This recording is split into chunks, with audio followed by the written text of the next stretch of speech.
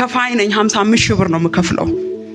እኔ 30 አንተ 25 አንተ 30 ሺህ ብር ክፈል እኔ 25 ሺህ ብሩን ከፍላለሁ ለድርጅቱ ስም ነው አለና እኔ ጋር ሲደውል እሱ ለድርጅቱ ስም ነው የሚከፍለው አንተ ለስም ሸጠ በልታል ተብለናል። እግዚአብሔር ታምር ያደርጋል ምንም አትፍራ በቃ አንቺ ቆይ ምን ይዘሽ ነው እንደዚህ ኮንፊደንስ የተሰማሽ ስል እኔ አቤ አምላክ አለኝ ያየሁትንም ራይ አይቻለሁ እግዚአብሔር ያስደንቀኛል።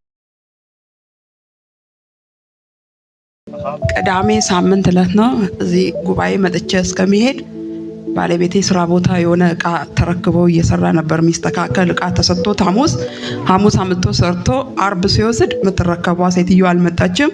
አመጣ ቤት አስቀመጠ። ቅዳሜ ጧት ይዞት ሄደ እና ያን እቃ ይዞ መሄዱንም ረስቷል። የሄድኩት በባስ ነው አለ። ከባስ ወረድኩኝ። ስራ ቦታ ነው የገባሁት። እኔ ከዚህ እስከሚሄድ ቤቱ ተናውጧል። ቤቱን ክፍት ጥለሽ ሄደሽ እቃው ጠፍቷል እንዲህ ብሏል ምናምን ብሎ መጥቶ በቃ ብዙ ነገር እያደረገ ሄድኩኝ። እኔ ምንም አላልኩኝም። ምንድነው የጠፋበት ስል እንደዚህ አይነት ነገር እቃ ጠፍቶብኛል ከፋይ ነኝ 55 ሺህ ብር ነው የምከፍለው ሲለኝ ምንም አትደንግጥ በቃ የቆምክበት የገባህበት ካለ አስተውል። በጭራሽ አልወሰድኩኝም። እዚህ ቤት አስቀምጬ ነው የሄድኩት። ቤቱን ክፍት ጥለሽ ቸርች ብለሽ ይርሽ ነው የተዘረፈው። እኔ ሰጥቻለሁ። ጧት ይዘክ ነው የሄድከው። ምንም ሊሰማኝ አልቻለም። ሌሊቱን ሙሉ ሲናወጥ አደረ። እኔም በቃ ተጨነኩኝ። ጌታ ሆይ አቤ አምላክ ቁልፍ ብለህ ነው የሰጠኝ። ይሄን ዘይት አሁን በሰጠውም አምኖሽ አይለኝም ተረብሽዋል አልኩኝና ዘይቱን በራሴ ላይ እየተቀባውኝ አደርኩኝ። ውርደትማ አይሆንም እዳማ አይሆንም በኔ ቤት የተዘጋውን የሚከፍት ቁልፍ የሚያመጣ ቁልፍ ሰጠውሽ በምስክርነት እንገናኝ ብሎኛል አቤ ብዬ ለራሴ ተቀባው። ዘይቱን ተቀብቼ እንዳደርኩኝ በራይ ከሌሊቱ 9 ሰዓት ከምናምን ላይ አንተ መጣ የባለቤቴ ኪስ ላይ ዘይቱን ስትከታየውኝ። ከዛ ጧት ተነስቶ 12 ሰዓት ላይ ምን ያረጋል አሁን ቢሄድስ ሸጠ በልታል ነው የምባለው መክፈሉንስ እሺ ባለዳው እኔ ከፍላለሁ እያለ በጣም ተበሳጨ። እሺ አቤ ዘይት አለ ተቀብተ ኪድ ስልጭ ያንቺ ዘይት ምናምን ብሎ ተናግሮኝ አንበሳ ሆኖ ወጥቶ ሄደ ከቤት። ምንም አላልኩኝም። እኔም ፎቶ ላይ ዘይቱን እየረጨውኝ ያ እቃ ጽዳት ሰራተኞች አሉ ድርጅቱ ላይ የሚያጸዱት በጣም ብዙ ሰራተኛ ነው ያለው 57 ሰራተኛ ያለበት ድርጅቱ ነው የሚሰራው። እስከ 8 ሰዓት ተፈለገ ጠፋ። ቅዳሜ ተፈልጎ ጠፍቷል። እሁድ ዕለት እስከ 8 ሰዓት ሲፈልጉ ጠፋ።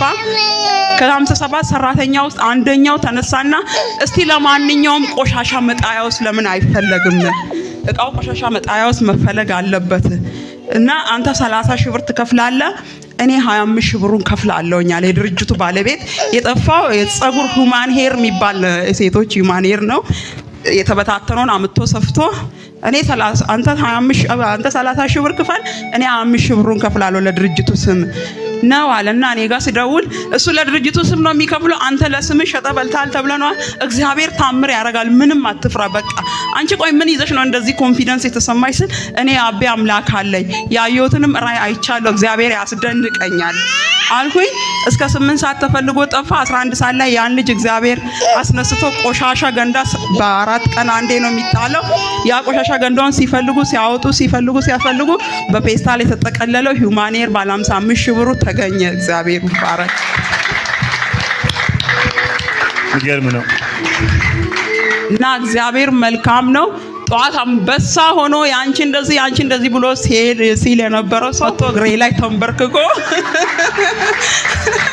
እውነት ከዚህ በላይ አታሳንሱ እስቲ ለኢየሱስ